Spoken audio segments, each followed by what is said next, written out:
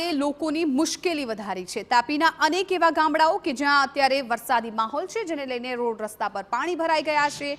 ખાસ વાત કરવામાં આવે તો વ્યારા, વાલોડ, સોનગઢ અને ડોલવણ પંથકમાં ભારે વરસાદ છે। ભારે વરસાદથી ડોલવણ તાલુકો વધુ પ્રભાવિત થયો। ડોલવણથી પસાર થતી નદીઓમાં ભરપૂર પાણીની આવક છે। ઓલણ નદીના પાણી આસપાસના ગામોના ઘરો અને ખેતરમાં ભરાઈ ગયા છે। નદીઓમાં અત્યારે ઘોડાપૂરની સ્થિતિ છે અને તમામ નદી નાળા છલકાતા જોવા મળી રહ્યા છે।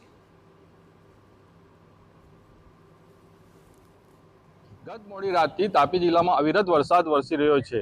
તાપી જિલ્લાના વ્યારા, વાલોડ અને ડોલવણ તાલુકામાં મુસળધાર વરસાદ વરસવાને લઈને ડોલવણ તાલુકાના અમુક ગામોની પરિસ્થિતિ વણસી રહી છે।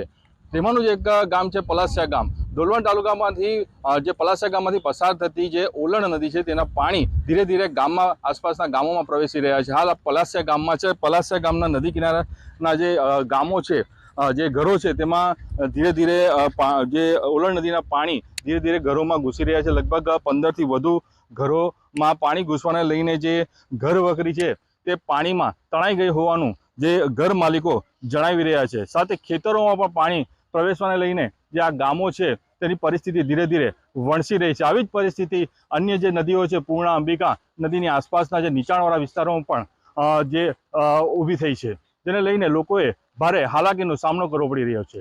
નીરવ કંસારા, TV9 તાપી। તો તાપીની ઓલણ નદીમાં